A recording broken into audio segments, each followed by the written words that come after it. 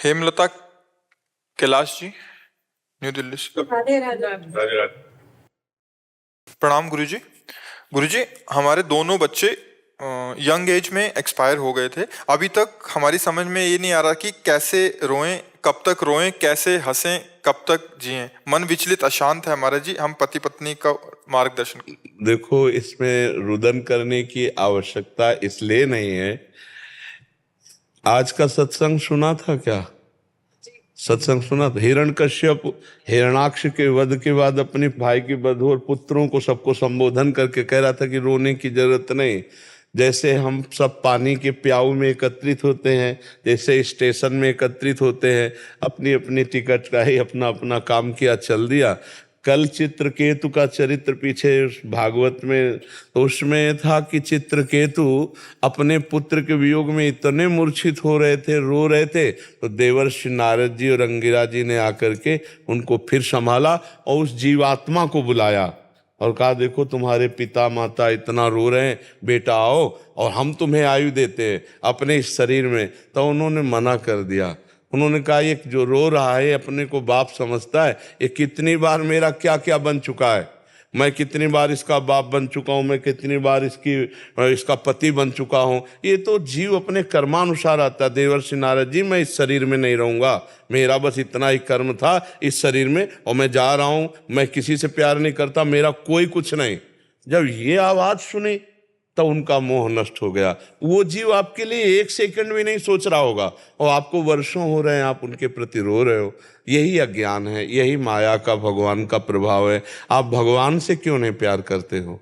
मनुष्य जीवन भगवान के प्यार के लिए शांति नहीं होता, लगता ही नहीं है किसी भी चीज में। यही अज्ञानता है। ये अज्ञानता के कारण बाहर न अंदर कहीं भी भ्रमण करने जाती हूँ। हाँ, बात सही है आपकी, हम बिल्कुल सपोर्ट करते हैं।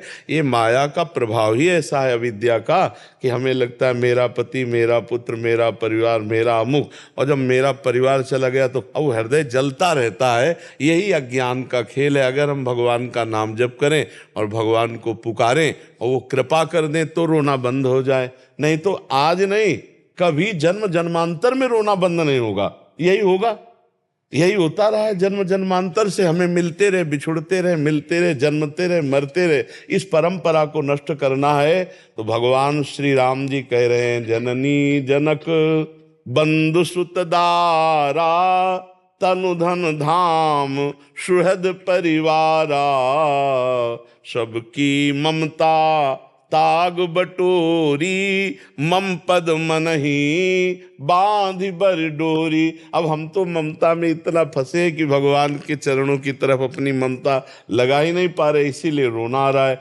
मेरा पुत्र भगवान ने क्यों छीन लिया?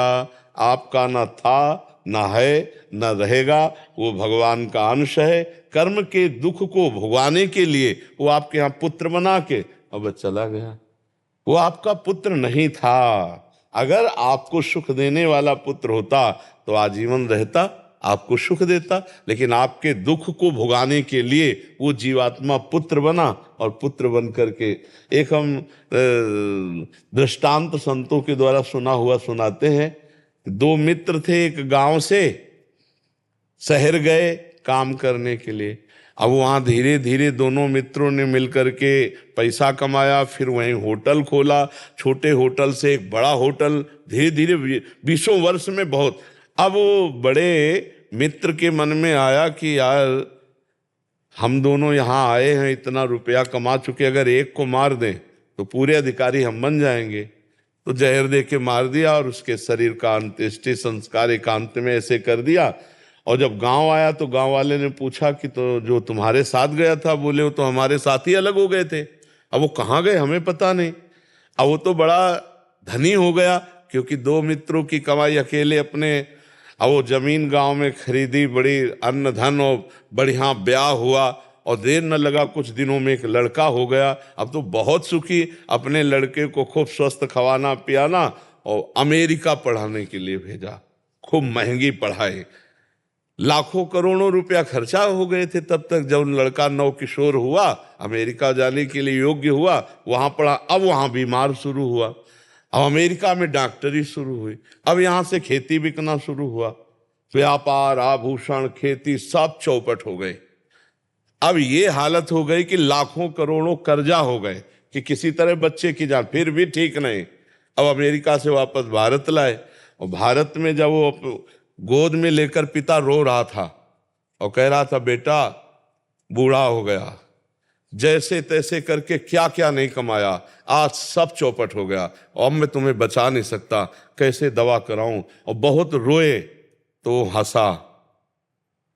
वो हंसा बालक और कहा दोस्त पहचाने नहीं, अपना सब पूरा हिस्सा और तुम्हारी बेईमानी का सब नष्ट करके, और मैं अब ऐसे जा रहा हूं कि जिंदगी भर तुम रोते रहोगे। और मर गया, चला गया। कौन आया था? हाँ, दोस्त आया था, हिसाब किताब अपना पूरा। अब हम लोग अज्ञानी जीव हैं तो हम जानते नहीं भाई, किसी न किसी जन्म में उस जीवात्मा के साथ हमारा कोई न कोई ऐसा रहा जो आए और नौजवानी में हमारे चित्त को चुरा कर हमें दुख देकर रुला करके चले गए। नहीं तो अगर हमारे कर्म होते तो हमें सुख देने वाला बेटा होता। और सही बात पूछो, ये बेटा, ये पत्नी, ये पुत्र, ये परिवार, ये भगवान की दी हुई वस्तु है, और जितने दिन के लिए दिए उतने दिन तक ही आप साथ रह सकते हो। लाख उपाय करो, आप साथ नहीं रह सकते हो। ये संसार बिल्कुल एक प्याऊ जैसा, रेलवे स्टेशन जैसा है। अपनी गाड़ी आई, जब तक गाड़ी नहीं आ रही तो चाय पी रहे, राधे राधे बात कर रहे, और गाड़ी आई तो चाय छोड़कर भागे, उस पर बैठ गए, चले गए। फिर नहीं पूछेंगे कि तुम कैसे हो, नहीं पूछेंगे। इसलिए भाई नाम जप करो, भगवान का आश्रय लेकर उनकी लीला कथा सुनो, मन को बांटो। अब समय रोने में मत नष्ट करो, क्योंकि तुम्हारी भी वही दशा होने वाली है। मृत्यु तो हम सबकी आने वाली है ना। ये बात तो समझ आ गई, लेकिन ये आगे के दिन कैसे निकलेंगे? नाम खूब नाम जप करो, चिंता मत करो। देखो आप लोगों को भगवान का भरोसा नहीं, इसलिए आपको लग रहा है कि मेरे बेटे नहीं है तो मेरा बुढ़ापा कैसे कटेगा। अरे वो अखिल कोटि ब्रह्मांड नायक भगवान, उसके सहारे हो जाओ, वो ऐसी व्यवस्था कर देगा, आप देखते रहे, सोच नहीं सकते भगवान के सहारे। इसलिए आप चिंता न करो कि आप दोनों बूढ़ों की व्यवस्था कौन करेगा, आप उनके भरोसे हो जाओ। देख लो कोई न कोई ऐसा निकल आएगा रास्ता कि उस पूरे विश्व का भरण पोषण, अरे वो खुद आ जाएंगे बहाने से किसी न किसी, और आपकी सेवा कर जाएंगे, आप जान नहीं पाओगे। हाँ, अपने कोशिश तो खूब करते हो इस स्थिति से निकलने की। नाम जप करो बस जी। नाम जप एक वो रास्ता है जो आपको निकाल देगा। हमारी प्रार्थना मान लो, जो नाम आपको प्रिय हो, राधा राधा, राम राम, कृष्ण कृष्ण, हरि हरि, नाम जप करो, ये आपको उबार देगा। आप नाचने लगोगे, आप आनंदित हो जाओगे। नरसिंह मेहता जी का पुत्र पधारा तो करताल लेकर नाच रहे, भला किया गोविंद, भला किया। हाँ, श्रीवास जी का पुत्र पधारा, चैतन्य महाप्रभु आंगन में नृत्य कर रहे, हरे कृष्ण हरे कृष्ण, नाच रहे, आनंदित हो रहे। देखो हम लोग कहीं ना कहीं माया में फंस गए हैं, और माया से मुक्त करने के लिए जा सुनाम भव भेषज हरन घोर त्रिशूल, भगवान का नाम ही इस भव रोग की अचूक औषधि। इसलिए नाम जप करो, जो नाम प्रिय हो, और बात मानो, भगवान को अपना मान लो तो निहाल हो जाओगे। उनको पुत्र मान लो, उनको पिता मान लो, गुरु मान लो, जो मान लो, वो सब कुछ तैयार है। और आप देख लेना, अब मान के तो देखो उनको, अरे अब कैसे तुम्हें बताए, मान के तो देख लो, निहाल कर देंगे। ई परलोक सकल सुख पावत मेरी सो भैया, कृष्ण गुण संचु। इस लोक में और परलोक में भी परम आनंद मिलेगा यदि नाम जप करोगे, भगवान की लीला कथा सुनो, अधिक समय चर्चा सुनो, क्योंकि मन पुत्र राग से युक्त हो चुका है। तो चर्चा सुनने से मन में वैराग्य आ सकता है, अन्यथा अगर वही चिंतन करोगे तो फिर रोना आएगा और परेशानी आएगी, और यही लगेगा अब हमारा जीवन किस काम का। नहीं, अभी एक साथी है जिसको तुम नहीं जानते, अविज्ञात सखा, भगवान श्री हरि। ठीक है जी। अर्पित गुप्ता जी, राधे राधे महाराज जी। महाराज जी आपके चरणों में कोटि कोटि प्रणाम। महाराज जी, भक्ति और मुक्ति में भक्ति को प्रधान माना जाता है, तो मन का भक्ति करके मुक्ति की चाह रखना उचित है? भक्ति सर्वसमर्थ है, मोक्ष भी प्रदान कर देगी और प्रेम भी प्रदान कर देगी, जो चाहोगे। तो पहले भक्ति का स्वाद आवे, फिर बताना कि मोक्ष चाहिए कि नहीं, किसका पे। हाँ भाई, जैसे स्थिति है ना, तो स्थिति में जब भक्ति के पहुंचे तो वहाँ धर्म न अर्थ न काम रुचि, गति न चहो निर्वाण, जन्म जन्म रति राम पद, यह वरदान न आन। वो स्थिति है जिसमें न धर्म न अर्थ न काम न मोक्ष, जैसे श्रीमद् राधा सुधा निधि में लिखा है, धर्माद्यर्थ चतुष्टयम विजयताम किम तद्वृथा वार्तया।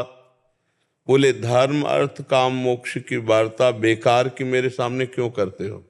क्योंकि वो प्रियालाल के प्रेम में डूबे हुए हैं।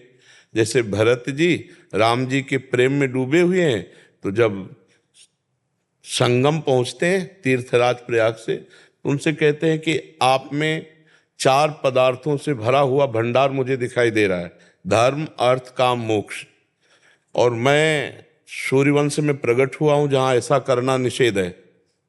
ऐसा नहीं, क्षत्रिय वंश में जन्म लेकर और भीख मांगना सबसे बड़ा अधर्म है। आरत काह न करे कुकर्मु, मांगो भीख त्याग निज धर्मु।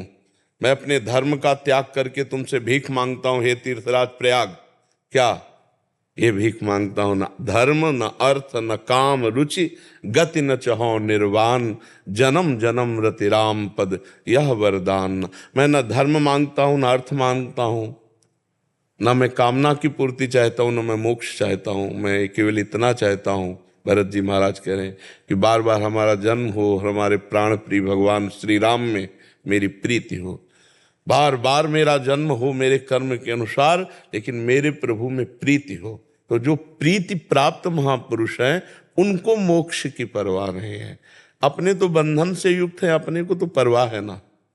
जब हम काम से बंधे, क्रोध से बंधे, लोभ से बंधे, मोह, तो हमको जरूरत है मोक्ष की, इनसे मुक्त होने की। लेकिन जब वो भक्ति की उच्चतम अवस्था आ जाती है तो वो मुक्त पुरुष है। वो काहे को मोक्ष चाहेगा? वो तो प्रेम में दीवाना है, उसको तो कोटि कोटि बंधन भी मुक्त ही लगते हैं, कोटि कोटि बंधन भी मोक्ष ही लगते हैं। जो प्रेमी जन होते हैं उनको प्रेम जनित पीड़ा दी जाए तो वो उसे अपना सौभाग्य समझते हैं। जैसे पपीहा पी पी पुकार रहा था और मेघ गर्जना करके ओले बरसा रहा था, तो दूसरे पक्षी ने कहा, देख तुझे क्या मिला, पी पी पी पी पुकार रहा है, तेरा प्रीतम मेघ स्वाति का बूंद ना देकर ओले बरसा रहा है और गर्जना कर रहा है, तो तुझे अपने प्रीतम में दोष नहीं दिखाई दे रहा, क्यों तुझे डांट रहा है, पत्थर मार रहा है। तो बोले तुम प्रेमी नहीं हो इसलिए तुम्हें दोष दिखाए। मुझे लग रहा है कि मेरा प्रीतम ये जो गर्जना कर रहा है ना, ये मेरे प्रेम की विजय की गर्जना कर रहा है, और जो ओले स्पर्श हो रहे हैं ना, मुझे लग रहा है मेरा प्रीतम मेरा आलिंगन कर रहा है। तुझे ओले पीड़ा दे रहे, लेकिन प्रेमी चातक कह रहा है कि मुझे लग रहा है कि मेरा आलिंगन कर रहा है। तो प्रेमी कभी बंधन से मुक्त होना नहीं चाहता। और तुम्हें बिल्कुल सार बात बता दे, मोक्ष है जैसे 2 चींटा हैं, तो एक चीनी में कड़ाह में मिलकर चीनी बन गया, यह है मोक्ष। और एक चींटा दाने में लग कर के आनंद ले रहा है। तो तुम निर्णय करके बताओ, इन 2 चींटे में सौभाग्यशाली कौन चींटा है? जो चीनी बन गया है, जो चीनी का आनंद ले रहा है। हाँ, जो चीनी का स्वाद ले रहा है वो चीता ज्यादा सौभाग्यशाली, वो तो उसी में चीनी बन गया। तो चीनी बन गया अर्थात ब्रह्मविद ब्रह्म ही भवति, और एक है ब्रह्म का आनंद ले रहा है, ब्रह्मानंद ले रहा है, भगवदा आनंद ले रहा है। इसलिए प्रेमी जनों ने मोक्ष स्वीकार नहीं किया। प्रेमी हम और तुम ये स्वीकार करते हैं, और जब गाढ़ प्रेम हो जाता है तो हम खो जाता है, केवल तुम ही तुम रहते हो। प्रेमी की जो स्थिति होती है और जो मोक्ष है उसमें लीन हो जाना है। तरंग समुद्र में लीन हो गया, अस्तित्व ही खत्म हो गया। तो इसलिए हमारे महाप्रभु हरिवंश महाप्रभु कहते हैं, विभेमी कैवल्यता, मोक्ष से मुझे भय लगता है, इसकी तो वार्ता मत करो, क्योंकि मेरी प्रियाजू मेरे से छूट जाएगी। मेरी प्रियाजू छूट जाए ऐसे मुझे मोक्ष को नहीं चाहिए, मेरे प्रियाजू चाहिए, मुझे प्रियाला। और जब प्रेम होता है ना, तो प्रेम एक मस्ती होती है प्रेम में। न लाज तीन लोकन की, न वेद को कहो करे, न शंख भूत प्रेत की, न देव जच्छते डरे, सुनय न कान और की, दृश्य न और इच्छना। प्रेमी एक अलबेली स्थिति होती है, किसी भी तरह की कोई परवाह नहीं, न मोक्ष की न लोक निंदा की, और अपने प्यारे की प्रीति में अपने को बलिदान कर दे, ये उनका है। और ये सबके बस की बात नहीं है, नहीं। इसीलिए प्रेम सबसे दुर्लभ बात है।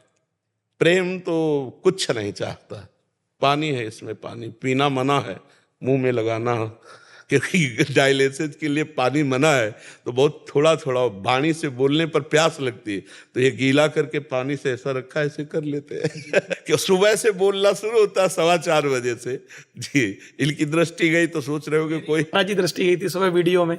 है? आप जब वीडियो देख रहा था सुबह में, जी। तो मैंने भी देखा था, बार बार आप कर रहे थे, तो आप थोड़ा सा इससे आपने स्पष्ट कर दिया। हाँ, वो पानी इसमें गीला करके पानी से रखा जाता है। अब हमें प्यास लगती है और पानी हमको जैसे कभी पीने को भी हुआ तो एक छोटा सा पात्र है इतना बड़ा, उसमें दिया जाता है। अब इतना बड़े शरीर में और पानी की प्यास ये है, ये पात्र है जिससे पानी दिया जाता है हमें पीने के लिए।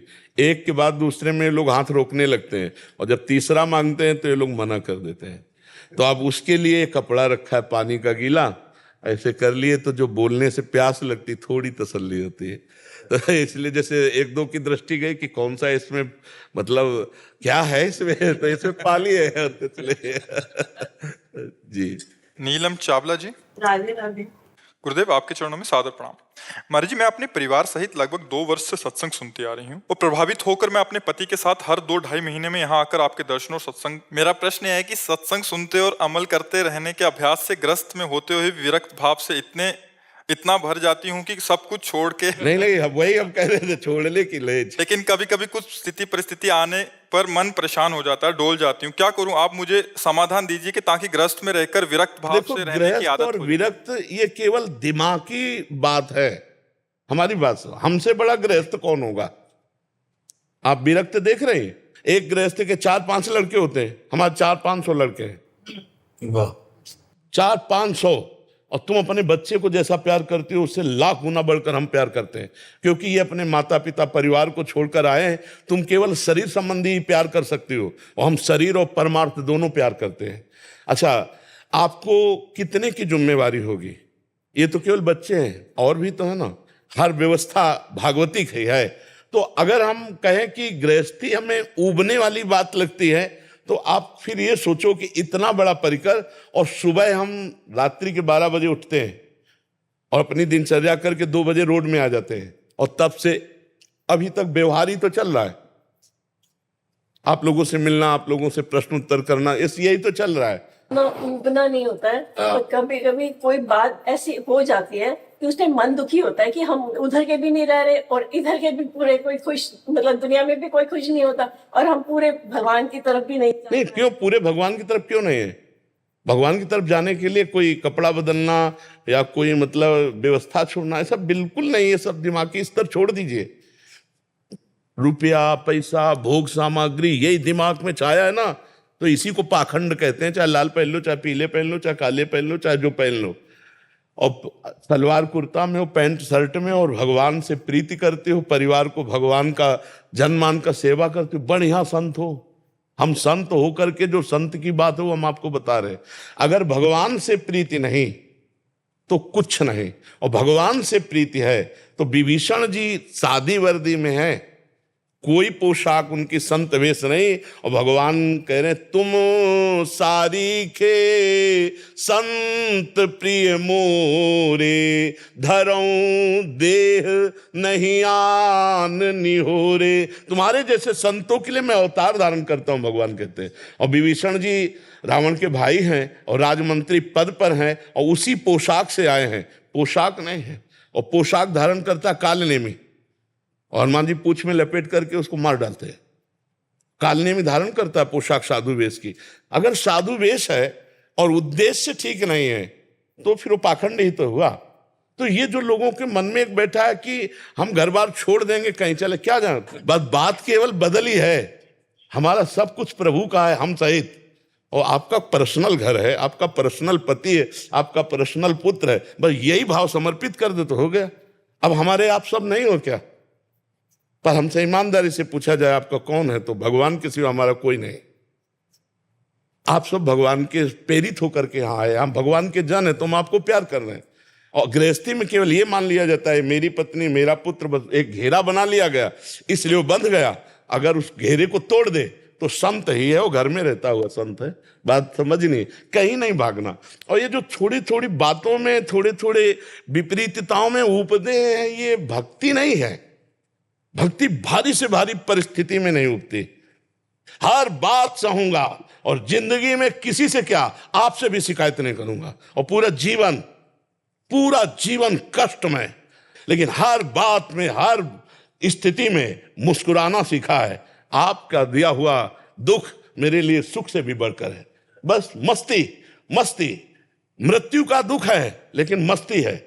हाँ, यही भगवान से प्राप्त किया है, यही भगवान के चरणों से प्राप्त किया है कि हर परिस्थिति में मुस्कुराना, हर परिस्थिति में आपकी जय बोलेंगे।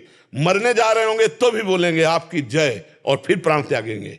मस्त रहना। ये छोटी मोटी बातें, छोटे मोटे दुख, छोटी मोटी घबराहट की बातें आई, हमारी भक्ति क्षीण हो रही, हमारा भाव बिगड़ रहा है। अब ये मस्ती नहीं आई। जब मस्ती आए, हर दुखों को रौंदते हुए अपने प्यारे की तरफ बढ़े, उसी को मस्ती कहते हैं ना। हाँ, बिल्कुल मस्त रहो। ये मनुष्य जीवन हाय हाय करने के लिए नहीं मिला, बहुत मस्त होने के लिए मिला। मस्ती का राज है उस सच्चिदानंद में स्थित होकर के मस्त रहना, उस सच्चिदानंद में ही आनंदित रहना, हर परिस्थिति में आनंदित रहना। ये गंदे नशा करने वाले, गंदी बातें करने वाले, गंदे आहार करने वाले, ये मस्त थोड़ी होते। ना ना ना, मस्त तो होते जो भगवान में अपना चित्त जोड़ते। देखो हनुमान जी की मस्ती को देखो, विभीषण जी की मस्ती को देखो, ध्रुव जी की मस्ती को देखो, प्रहलाद जी के विष पी गई मीरा जी, मस्ती देखो, पूरा रात भर नाचती रही मेरे गिरधर गोपाल। ये मस्ती जहां विष हलाहल भी अमृत हो जाता है। प्रहलाद जी को क्या क्या कष्ट नहीं दिया गया, आप पढ़ के देखो। 5 वर्ष का बालक मस्त है, ध्रुव जी मस्त है। जो भगवान से जुड़े वो मस्त हैं, जो माया से जुड़े वो मस्त नहीं हैं। वो तो चिंता, शोक, भय, उद्विग्न, विषाद, इसमें फंसे हुए हैं। मस्त वही है जो भगवान से जुड़े। हर बात को भगवान से जोड़ दो कि अगर भगवान की मेरी इच्छा ना होती तो ये दुख क्यों आता, ये विपत्ति क्यों आती, और जब मेरे भगवान मुझे दुख देना चाहते तो मैं सुख क्यों चाहूं। हम भगवान से प्यार करते हैं तो आपका दिया हुआ दुख करोड़ों सुख से भी बढ़कर हमारे लिए है। तब मस्ती आती है, तब मस्ती आती है जी। महाराज जी, मैं स्वयं का भजन स्वयं सुनता था। इसके बाद महाराज जी 10 साल से मेरा बंद हो गया और भजन बहुत कम हो गया महाराज।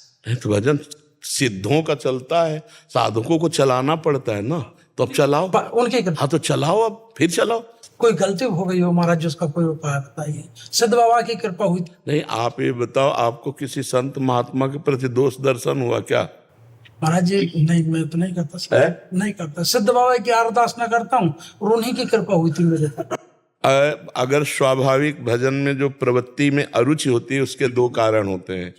या किसी वैष्णव संत महात्मा का अपराध बन गया, और या फिर अभक्ष पदार्थ कोई भोजन जो, तो फिर किसी महात्मा का अपराध अगर बन गया हो तो आप देखो कई तरह का अपराध होता है। जैसे दोष दर्शन कर लेना, उनकी निंदा कर लेना, उनके प्रति लघु भाव आ जाना, तो फिर इसमें लघु भाव तो है। हाँ, तो उन्हीं को मानसिक प्रणाम करो जिनके प्रति आया हो, और आज से फिर फ्री हो जाओ, हल्के हो जाओ। यहाँ आए हो 18 घंटे भजन। हाँ, चुपचाप आप कहो मत, अहंकार आ जाएगा। डर जैसे ले भेड़िया आ जाएगा बच्चों को लेके थे, ऐसे अहंकार आ जाएगा। मैं 18 घंटे भजन करता हूँ, ऐसा अहंकार आ जाएगा, और ये आ जाएगा तो चाट जाएगा भजन। घर से क्या किया, महाराज जी से एकांत वार्ता करूंगा तो मेरी व्यवस्था बनाई। हाँ, हो गई व्यवस्था, तुम अब कुछ कहने की जरूरत नहीं। जाओ और जो संत भगवान के प्रति दोष दर्शन हुआ उन्हें मानसिक प्रणाम कर लो, और फिर भजन में लगो। आज आप खुद देखोगे आपका अंदर का चैप्टर बदल जाएगा। आप जाइए, आप भजन में लगे। शिवाजी बेंगलोर से। गुरुदेव, आपके चरणों में कोटि कोटि प्रणाम। गुरुदेव, मेरा प्रश्न है कि अगर भूलवश श्री जी की सेवा या साधना में त्रुटि हो तो उसका प्रायश्चित क्या करें? नाम कीर्तन। जब हम कोई भी सेवा में त्रुटि हो जाए, या कोई पाठ में त्रुटि हो जाए, या स्तोत्र में त्रुटि हो जाए, तो उसकी नाम संकीर्तन से पूर्ति हो जाती है। इसीलिए हम पाठ प्रारंभ करने के पहले नाम कीर्तन करते हैं, और पाठ समाप्त होने के बाद नाम कीर्तन करते हैं। इसीलिए हम भगवत सेवा प्रारंभ करने के पहले नाम कीर्तन, और भगवत सेवा समाप्त होने पर, विश्राम होने पर भी नाम कीर्तन। नाम कीर्तन से उसकी पूर्ति होती है। कोई मंत्र आता हो ना आता हो, जैसे मंत्र है अदक्षरम पदम भ्रष्टम मात्राहीनम चैद्य, लेकिन नाम संकीर्तन राधा राधा राधा राधा राधा, उससे सबकी पूर्ति हो जाती है। समझ पाए आप? श्रद्धा व्यास जी। श्री हरिवंश गुरुदेव। गुरुदेव, जब अनेकों बार वृंदावन आने का प्रयास करने पर भी ना आ पाए तो कैसे पता करें कि कोई अपराध बना है या हमारे द्वारा कमी है, या फिर श्री ये जी कोई की अपनी अपराध, इच्छा कोई कमी की बात नहीं है। कई ऐसी परिस्थितियां होती जो धाम, तो वृंदावन नहीं आ पाए तो चिंतन तो जा रहा है ना वृंदावन। वृंदावन को चिंतवन यह दीप और बार, कोटि जन्म के तम अघय काट करे उजियार।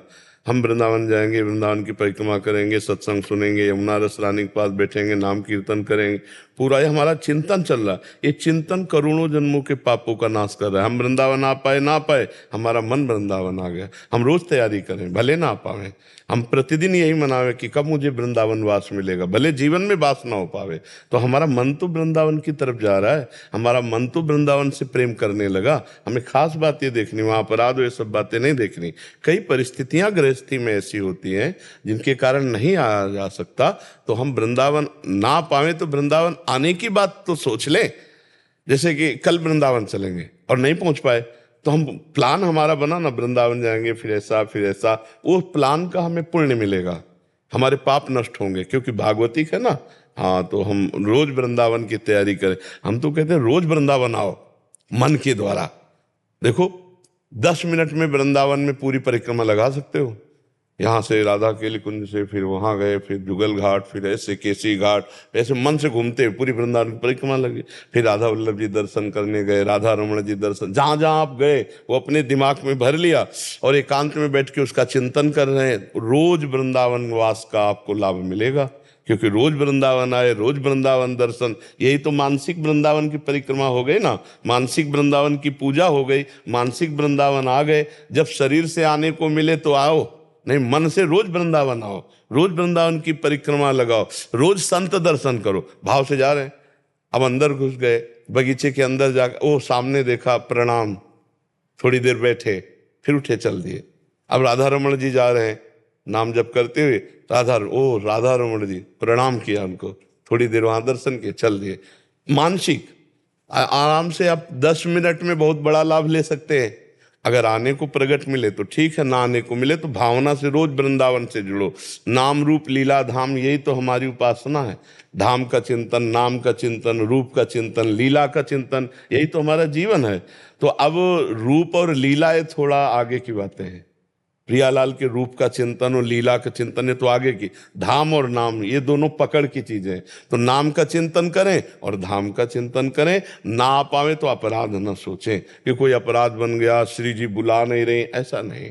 करुणामयी, बहुत कृपामयी लाडली जो है, अवगुण करे समुद्र सम, गणत नापनो जान, राई के सम भजन को मानत मेरु समान। श्री जी बहुत कृपामयी है, पर गृहस्थी में, संसार में बहुत सी ऐसी परिस्थितियां हैं जो हमें रोक सकती है, हम नहीं जा पा सकते, तो कोई अपराध थोड़ी। शरीर नहीं जा पाया तो मन से हम चिंतन कर रहे हैं, उनके हैं। देखो ये बात अंदर से बैठा लो कि जहां राखो ता रहो मान सुख राशि है।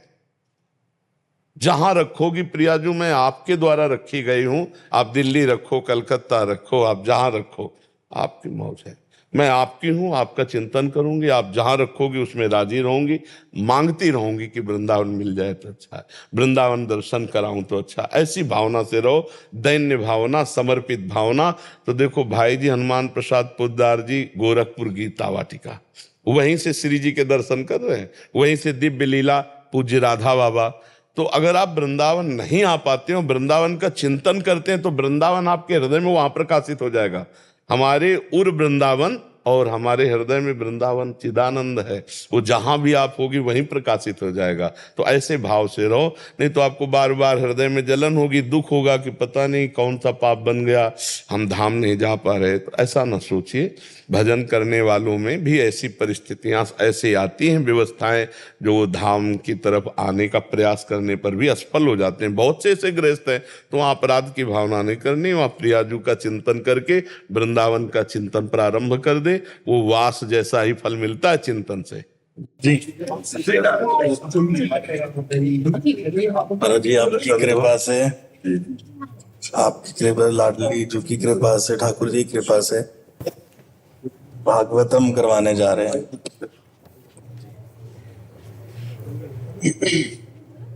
कहाँ करवा रहे हैं? चंडीगढ़ में जी।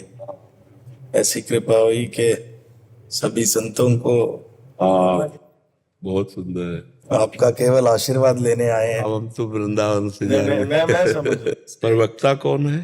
प्रधान है? इंद्रेश उपाध्याय जी।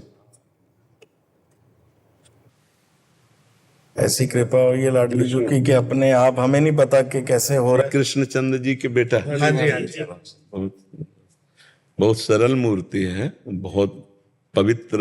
जी। हाँ, कुल परंपरा से बहुत पवित्र। हमें नहीं पता महाराज जी ये कैसे होगा कैसे नहीं होगा, पर सब ठाकुर जी पे छोड़ दिया। हाँ बिल्कुल, नहीं बहुत सुंदर। ये बहुत मांगलिक अनुष्ठान है और अधिक से अधिक संतों को बुलाओ, सब संतों को उपस्थित, उनके बीच बीच में प्रवचन रख दो, बहुत मंगल में रहेगा। बहुत अच्छे प्रवक्ता है, मतलब हृदय से भगवान की चर्चा करते हैं। एक होता है ना कि वाणी की प्रवीण, पवित्र हृदय पवित्र वाणी, और बहुत प्रवीण है। हाँ, ठाकुर जी के लेकर के आए थे यहाँ अपने, बोले हमारे ठाकुर जी ये देना चाहते, ठाकुर जी ये देना चाहते। तो जी जी जी, बहुत अच्छे, बहुत अच्छे। और ये बहुत उत्तम कार्य है, और हृदय से हम आपके साथ हैं, शरीर से वरवाह नहीं पहुंच पाएंगे। हाँ, हृदय। महाराज जी वही चाहिए हमें बस। ये जो भक्ति का बीज आपने सब में अंकुरित करा है ना, बस उसी का।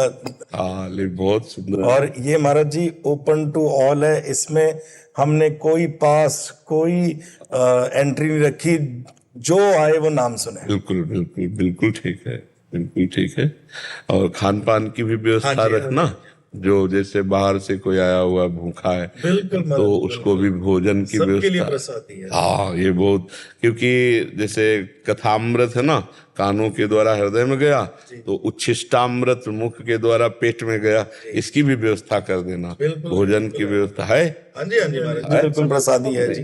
हाँ, संतों की चरण रज में बहुत बड़ी सामर्थ्य है, आप चिंता न करो। ठीक है, 7 दिन ऐसी भोजन व्यवस्था कि जो पाना चाहे, जिनकी व्यवस्था है वो पा के आए, और जो ऐसे लोग हैं पाना चाहें तो भोजन व्यवस्था। बिल्कुल महाराज, ठीक है, बिल्कुल महाराज जी, बिल्कुल। ये हम अपनी श्री जी को अर्पित करवा दें, महाराज जी उनको निमंत्रण। हाँ, सौभाग्य। अपनी श्री जी को दे आओ, वही जानेगी, वही देखेगी, उनको पहले। महाराज जी आपकी कृपा चाहिए बस। नहीं, बहुत बड़ा कार्य है। एक भागवत ने धुंधकारी को भगवत पार्षद बना दिया था, एक भागवत ने। ये महाराज जी एक ये प्रसिद्ध सिंगर हैं पंजाबी, जैस्मिन सैंडलेस जी। तो कुछ सुनाना चाहेंगे? 1-2 लाइन आप बिल्कुल घर जैसे बैठ के सुनाइए, एकदम राधा राधा राधा राधा राधा राधा राधा राधा राधा राधा राधा राधा राधा। अब इसे राग में ले जाइए, ले जाइए, डरो मत। राधा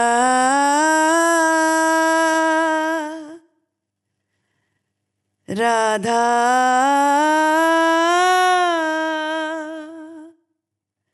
राधा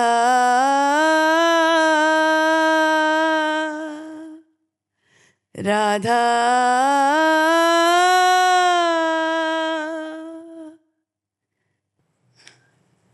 इतना ही काफी तुम्हारे उद्धार के लिए। श्री जी से हमेशा यही प्रार्थना है कि आपका स्वास्थ्य हमेशा ठीक रहे, हमेशा। इतनी आप पर इतने लोगों का जो लोगों की जो इतनी प्रार्थनाएं आपके साथ है महाराज जी। पर अब ये क्या है कि जितने मिनट चलना है शरीर को, उतने ही मिनट चलेगा। मतलब अब वो जो जाने वाली चीज वो तो जाएगी ही जाएगी। तो जितने दिन हमारा शरीर सेवा में लगना है उतने दिन लगना है। अब अपने बस का तो है नहीं, मालिक जितने दिन रखेगा नौकरी में उतने दिन रखना है, नहीं तो ट्रांसफर। और अगर मालिक को फिर भेजना है तो नया शरीर फिर भेजेंगे। वो नाम प्रेमानंद भले नहीं होगा, लेकिन कोई भी नाम हो, काम वही करेंगे जो अबगी कर रहे हैं। अरे मालिक शरीर बदल सकता है, और अगर वो अपने पास अपनी सेवा में रख लिया तो बात अलग है। अगर यहाँ है तो फिर यही झंडा ऊंचा करेंगे।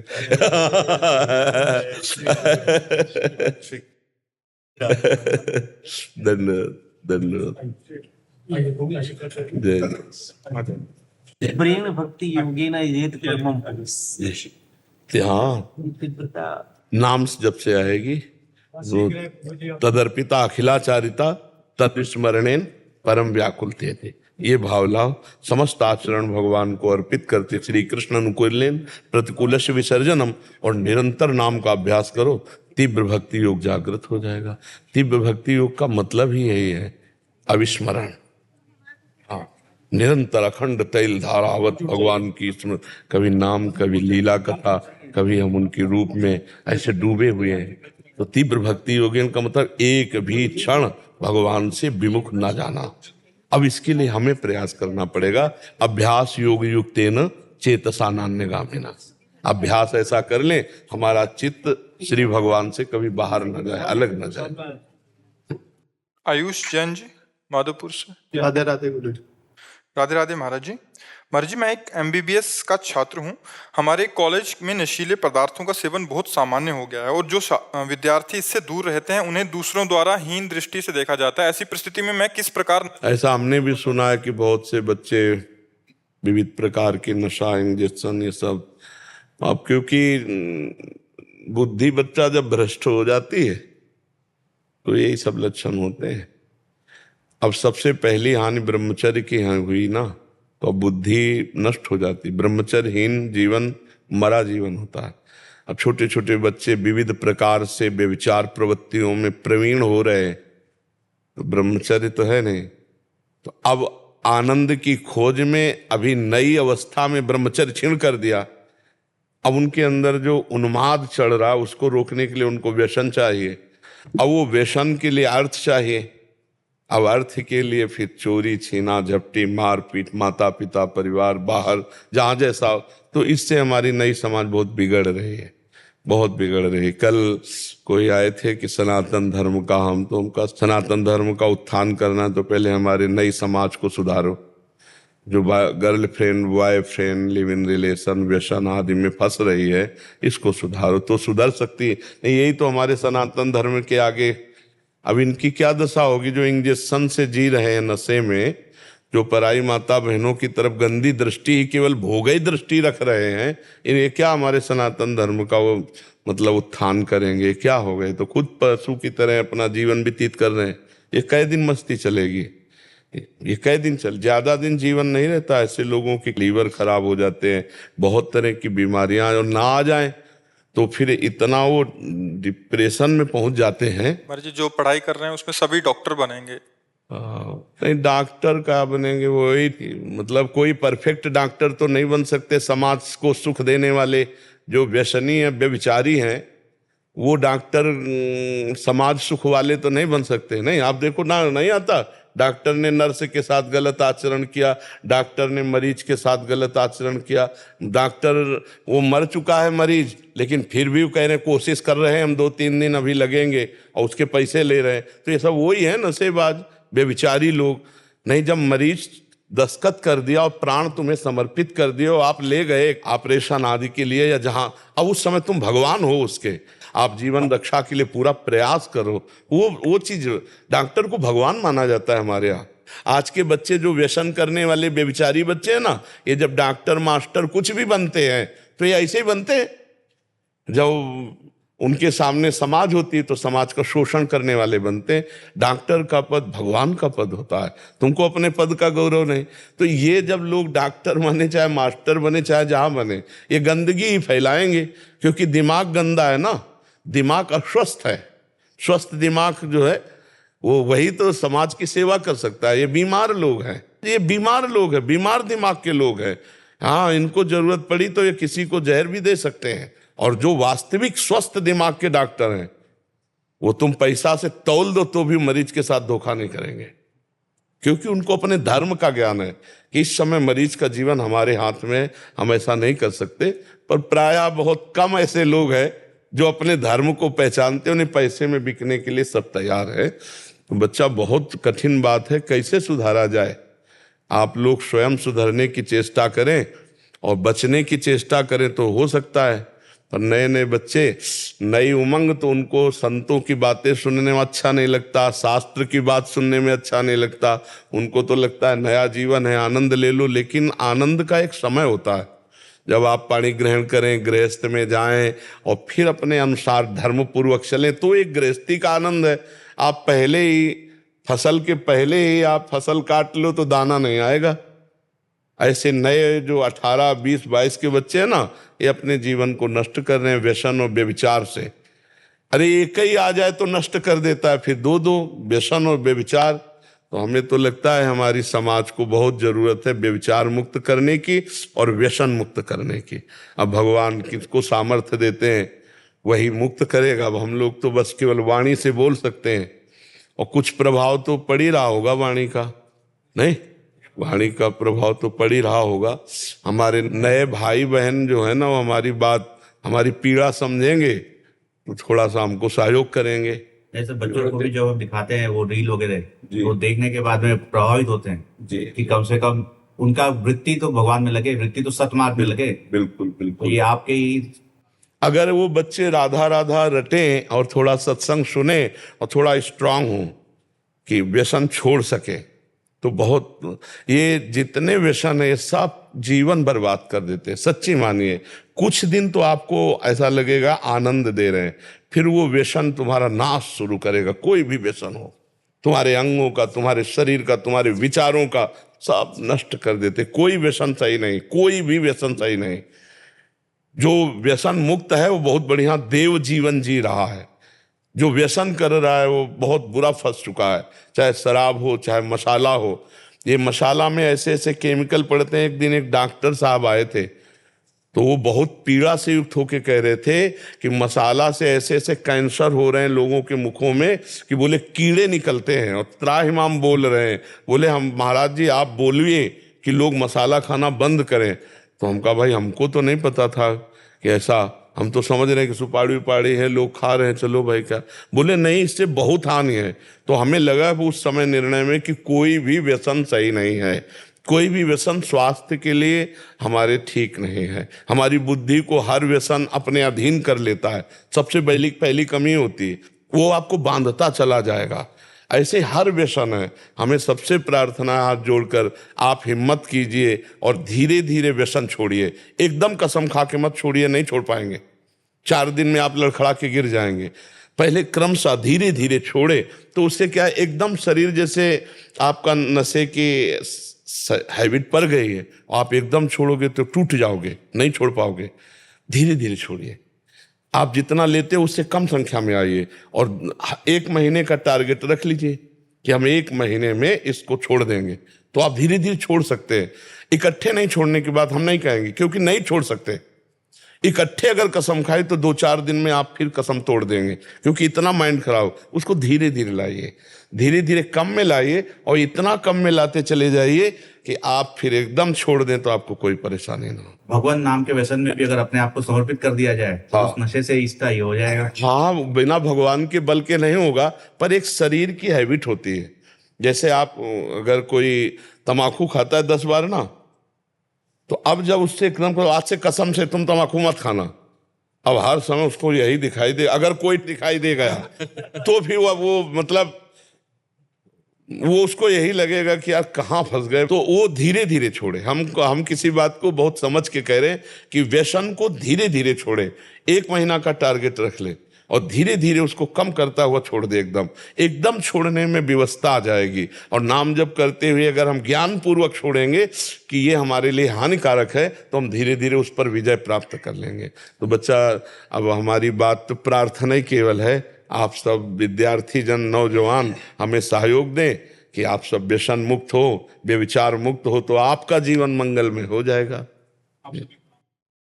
पीयूष नाशा जी, राधे राधे महर्षि।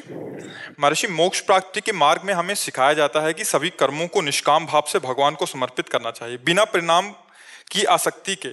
फिर भी इस यात्रा में कभी कभी हम ऐसे निर्णयों का सामना करना पड़ता है जहां 2 रास्ते या विकल्प सामने आ जाते हैं और हम किसी भी परिणाम की भविष्यवाणी नहीं कर सकते। ऐसे क्षणों में हम कैसे ये पहचान सकते हैं कि कौन सा मार्ग ईश्वरीय इच्छा के अनुरूप है और कौन सा हमारे अपने व्यक्तित्व, इच्छाओं या अहंकार से प्रेरित हो सकता है, खासकर जब दोनों ही सत्य पर सही प्रतीत हो रहे हों? कैसे हमें किसका प्रश्न है? कैसे आप हमें बताएं कि दोनों सत्य प्रतीत हो रहे हैं? कैसे? तब हम आपको बताएं कि वो अपनी वासना है, अपनी इच्छा है या भगवान की इच्छा है। बताइए आप कौन सा कर्म आप ऐसा। उदाहरण जैसे कि अगर हम अपने अपने कार्य में हमें डिसीजन लेना है, कोई निर्णय लेना है। बात पहले यहाँ समझनी है, भगवान की इच्छा और अपने कार्य ऐसा नहीं होता है। भगवान की इच्छा का पालन करने के लिए पहले तन वांग मनोभीर अमलई सोहम तवि वाष्टिता, शरीर को, मन को और वाणी को और आम को भगवान के चरणों में समर्पित करना होता है। तो अपना तो कुछ बचा नहीं, जब अपना कुछ अहम बचा नहीं तो उनकी इच्छा ही हमारे हृदय में इच्छा बनकर के स्फुरित होगी। और जब तक अहम है तब तक स्वेच्छा है। जब तक हमारा शरीर है, हमारी वाणी है, हमारा अंतःकरण है, हमारा परिवार है, तब तक ये अहम का राज्य है। ये अहम के राज्य में स्वेच्छा उत्पन्न हुई है, ना कि भगवद इच्छा। भगवद इच्छा तो उस हृदय में उत्पन्न होती है जो इच्छा रहित होता है, जो अहम रहित होता है। तो अभी हमारी वासनाएं ही हैं, हमारी इच्छाएं ही हैं, वो हम भगवान के चरणों में रखेंगे, हम भगवान के चरणों में मांगेंगे। पर पूरी होना ना पूरी होना ये उनके ऊपर छोड़ दीजिए। जिससे हमारा मंगल होगा वही वो कार्य करेंगे। मंगल भवन है, उनकी सामर्थ्य नहीं है कि वो हमारा मंगल कर सकें। जैसे सूर्य की सामर्थ्य नहीं कि वह अंधेरा प्रकट कर सके, क्योंकि जहाँ सूर्य वहाँ अंधेरा रह ही नहीं सकता। ऐसे मंगल भवन जहाँ श्री हरि हैं वहाँ मंगल हो ही नहीं सकता। हो सकता है हमारी मांग के विपरीत दे दें, लेकिन वो विपरीतता ही हमें परम मंगल प्रदान करने वाली होगी। और भगवान की इच्छा को वही जान सकता है जो अपनी इच्छाओं को मिटा दिया है या भगवान के चरणों में समर्पित कर दिया है। जब तक अपनी इच्छाएं हैं तब तक हम अपनी वासनाओं के खेल खेलेंगे और उनका आरोप कर देंगे। काले कर्म ईश्वर मिथ्या दोष लगाए। काल के ऊपर, कर्म के ऊपर, ईश्वर के ऊपर हम दोषारोपण करते रहेंगे। और इच्छा हमारी है, क्योंकि देहाभिमानी जीव जब तक अभिमान और इच्छा को भगवान में समर्पित नहीं कर देता तब तक वो भगवद इच्छा को नहीं जानता, क्योंकि भगवान की कोई इच्छा नहीं है। भगवान पूर्ण काम है। भगवान में इच्छा भक्त की पहुंचती है तो उनमें भूख पैदा कर देती है, उनमें खेलने की इच्छा पैदा कर देती है। जैसी भावना भक्त करता है वैसे ही भगवान चेष्टा करते हुए नजर आते हैं। भगवान अमना है, भगवान पूर्ण काम है, भगवान इच्छा रहित है। भगवान कोई व्यक्ति थोड़ी है कि उनको इच्छा होगी। उनकी उपासना करने वाले इच्छा रहित हो जाते हैं। जा ही न चाही कबहु कछु, तुम सन सहज सने बसहु निरंतर तासुर। जिसने चाह मिटा दी भगवान से सहज प्रेम, तो वहाँ भगवान विराजमान हो जाते हैं। वहीं भगवान अर्जुन के जैसे घोड़े पकड़े बैठे हैं, ऐसे हृदय में मन और इंद्रियों को पकड़ करके जीव को परमात्मानंद प्रदान करते हैं, अपना स्वरूप प्रदान करते हैं। अभी हम लोग देहाभिमानी जीव हैं। अभी हमारे अंदर ये बात आ गई, नाथ सकल संपदा तुम्हारी, मैं सेवक समेत सुतनारी। बिल्कुल एक चौपाई सहज में है, नाथ सकल संपदा तुम्हारी और मैं सेवक समेत सुतनारी। ये आ गई है। अगर आ जाएगी तो वो जो चीज अपनी चाहे ले लें, आपको कोई परेशानी नहीं होनी चाहिए। नाथ सकल संपदा तुम्हारी, मैं सेवक समेत सुतनारी। अभी ऐसा नहीं है ना, तो अभी कहीं ना कहीं मेरी इच्छा तो सब है ना, तो हम भगवद इच्छा का निर्णय अभी नहीं कर सकते। भगवद इच्छा की पहचान वही कर सकता है जो अपनी पहले इच्छाओं को मिटा दे। समझ पा रहे हो? अभी इन किन प्रकारेण हमारी इच्छाओं का ही जाल बिछा हुआ है। इसलिए नाम जप कीजिए और धीरे से समर्पण योग में आइए। मैं परिवार सहित आपकी शरण में हूं प्रभु। नाथ सकल संपदा तुम्हारी, मैं सेवक समेत सुतनारी। अब ये जिम्मेवारी आप देखो प्रभु। मैं तो आपका केवल मुनीम हूं, छोटा सा, 4 लोगों का मालिक आप हो, इस घर के, इस परिवार के। मैं एक छोटा सा सेवक हूं। जो आप देंगे आपकी सेवा करता रहूंगा, आपके परिवार की सेवा करता रहूंगा। जरूरत होगी तो मुनीम होने के कारण पर्चा आपको पकड़ाते रहेंगे। स्वामी आप है, आप देखते रहिए। आप बहुत आनंद में जीवन व्यतीत कर लेंगे अगर हमारी बात ये समझ पाएंगे। और कर्ता बनते रहेंगे, घर के मालिक बनते रहेंगे, तो फिर परेशानी ही परेशानी। और आप समझ नहीं पाएंगे भगवान के विधान को, और हो सकता है श्रद्धा भी डगमगा जाए।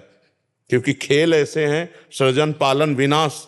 जैसे अभी आप रुदन कर रहे थे, अब आपको लाख समझाओ, लेकिन जो हृदय पे चोट लगी उसको कैसे कोई संभाल। वो छाती जाने। जिस माँ का पुत्र गया हो वो माँ जान सकती है। हम लोग तो बाहर से ऐसे उपदेश दे सकते हैं। अंदर का जब मोह नष्ट होगा तब इनको हमारी बात समझ में आएगी। अभी हम कहते हैं सब भगवान का है, अगर भगवान अपनी वस्तु ले लें तो अभी श्रद्धा खत्म हो जाएगी। नहीं खत्म, इसका मतलब समर्पण नहीं था। हम समर्पण योग की तरफ चले तो भगवान कहते हैं योगक्षेमम वहम्यहम्, भगवान का चिंतन करें और अपने आप को भगवान के हवाले कर दें, तो जो अप्राप्ति की प्राप्ति कराना और प्राप्ति की रक्षा करना वो सब कर लेंगे। बहुत करुणामय भगवान है। समझ पा रहे हैं आप जी?